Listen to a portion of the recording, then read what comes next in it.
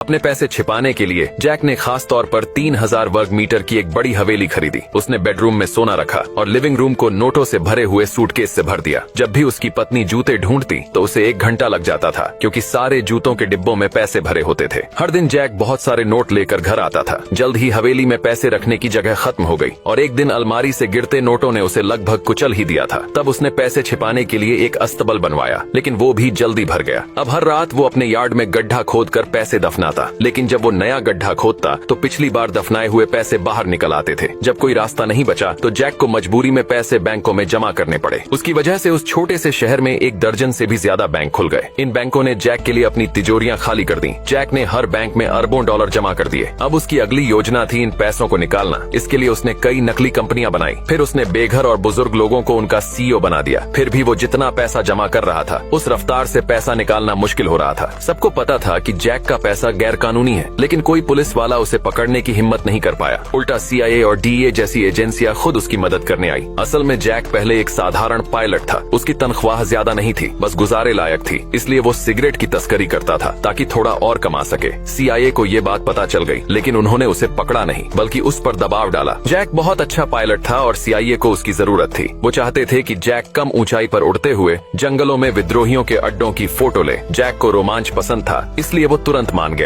लेकिन ये काम इतना आसान नहीं था। जब भी वो विद्रोहियों के इलाके में जाता तो उस पर गोलियां चलाई जाती। लेकिन जैक प्लेन उड़ाने में इतना माहिर था कि वो हर बार बच निकलता। जंगलों में इतनी उड़ानों के कारण एक कोलंबियाई ड्रग माफिया की नजर उस पर पड़ी और फिर जैक की किस्मत बदल गई। अब वो अरबपति बनने वाला था।